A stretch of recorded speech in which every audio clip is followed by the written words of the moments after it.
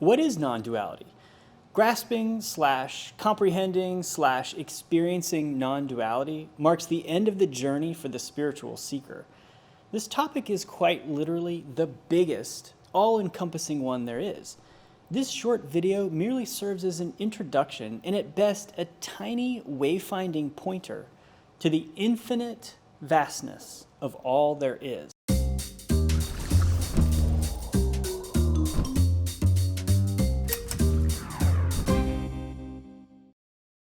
Commonly, a rational, highly intelligent person views and interprets life through a lens of linearity, having cause and effect as the primary foundation for understanding. How did this happen? What caused this to happen? And the linear mind is rational and logical and knows that when one adds to it, there is more, and if you subtract from it, there is less. Additionally, the human brain is wired to think in terms of duality, separateness, this versus that, on versus off, good versus bad, yes versus no, here, there, me, you. And of course, the duality that prompts nearly all of human behavior, pleasure versus pain. These basic premises set forth the trajectory of all thought, learning, understanding, and behavior. Science, then, is often regarded as the definitive and ultimate authority by which all phenomena are explained and understood.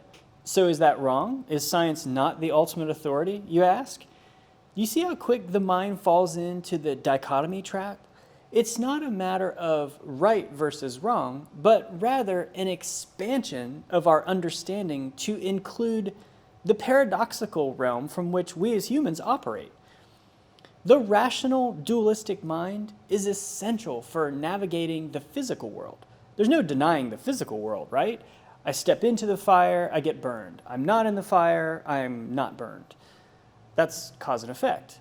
One is good and the other is bad. That's dichotomy. And we need this kind of dualistic cause and effect discernment to survive because it aligns quite well with the physical world. However, humans are every bit as much immersed in a non-physical realm as they are a physical realm. Take, for instance, trust, motivation, dedication, willingness, acceptance, coincidence, faith, creativity, doubt, desire, anger, humility. These pervade our lives on a daily basis, perhaps even way more than merely navigating a physical body around a brick wall to avoid face planting into it. They have no cause and effect and don't lend themselves neatly to yes, no, good, bad, dualistic categories. They are subjective rather than objective and entirely based on the context of a situation and the personal meaning that's held by the individual. Behind each set of human eyes, there's a filter, an interpreter, from which all sensory input passes. This filter interpreter is continuously classifying and tagging objects and situations into dualistic good, bad, right, wrong categories and applying cause and effect logic for decision making. As we grow up, this filter interpreter assumes various identities. I am smart. I am a football hero. I am a seeker. I am a screw-up. You get the idea. If you want to know what your interpreter, also known as the ego, identifies with, just utter the words, I am, and see what follows. Okay, are you still tracking along here? We're getting to non-duality, so hang in there.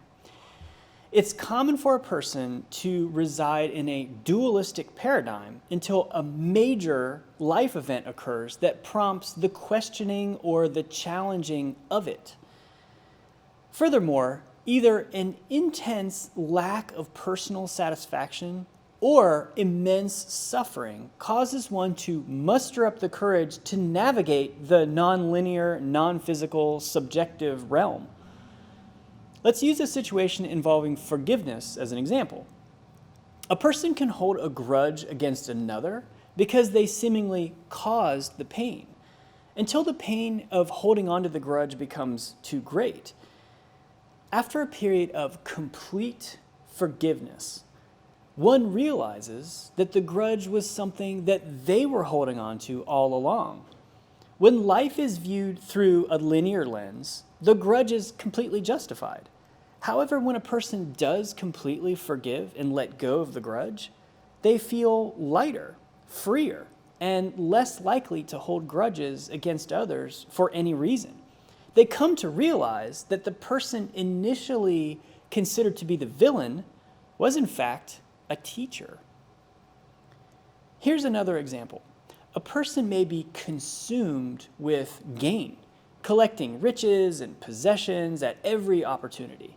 Despite the amassed wealth, a growing sense of dissatisfaction may prompt this person to start giving away freely. And just like with forgiveness, they feel lighter, more joyful, and energized. With this newfound attitude, life circumstances bring added wealth to this person. Now, the more one gives, the more one receives. How is this possible? The rational mind is baffled as this realization runs completely contrary to the linear outlook. Okay, so to be honest, this topic is far more challenging to illustrate or describe in words than any other. Notice that the presentation here involves how one is led to comprehend non-duality rather than definitions or descriptions or explanations. The topic is simply ineffable. Non-duality is not something that is understood conceptually. It's something that occurs spontaneously as a result of practices in contemplation, acts of devotion, and/or meditation. Now, hopefully, the means by which the material is presented here signifies its depth and incomprehensibleness. So let's continue.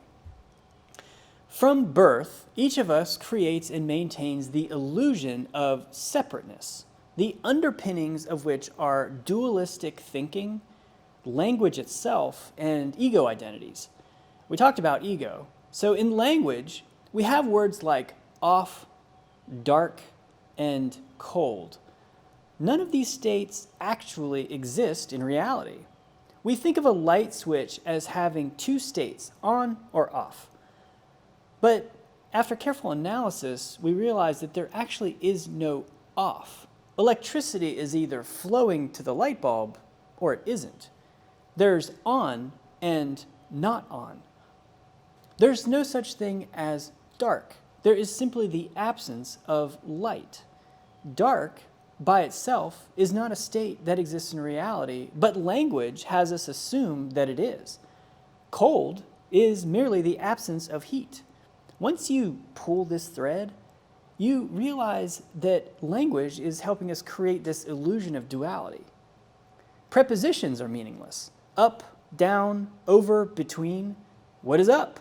Doesn't it depend on the position of the perceiver? In just the same, fear is illusory. It's merely the absence of faith. We outlined two examples, one involving forgiveness and the other involving selfless giving. And there are infinite other examples just like it, but the pattern remains the same. Once a person transcends the viewpoint or paradigm of duality, which commonly happens by the practice of completely letting go of all that does not exist, namely fear, they realize that there is no, nor was there ever, an existing state of the absence of something. This leads us on a quest to discover what is actually true. We have far more innate creative power than we may realize. The world presents itself as an exact reflection of what we hold internally, whether it's true or not. For instance, our belief in fear gives the illusion that it exists. Hence, we see scary things. Once we let go of believing in fear, it disappears. Once we let go of believing in lack, it disappears. And once we shine a light on darkness, it disappears. From the non-dualistic viewpoint, there is no, nor was there ever, an out there that's different or separate from me. A mental shift has taken place from a cause and effect viewpoint to include a synchronistic, all-inclusive one. It's all quite subjective. One has to live it for themselves, and only through one's expression of life and its perceived meaning can it actually be proven. One could say, it's all in me. The entire universe is in me. Every phenomenon occurs as a manifestation of the interconnectedness of the absolute, the one non-dual reality.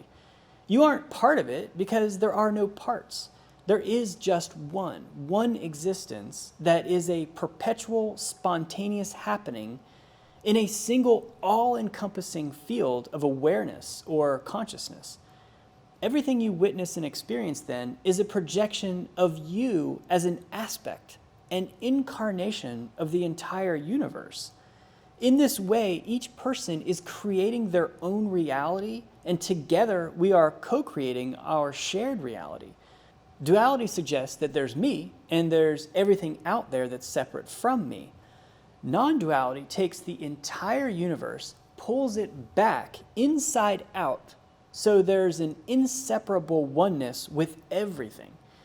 Whether we realize it or not, the transcendence from duality to non-duality is the path that each of us is on and the purpose and gift of human life. Nothing about non-duality excludes the physical world or the laws from which it's governed, meaning the laws of cause and effect are completely valid. They just don't tell the whole story. How can both of these paradigms that are oftentimes completely contradictory coexist? They can't, but they do. Exactly. They exist as the indescribable one that is non-duality.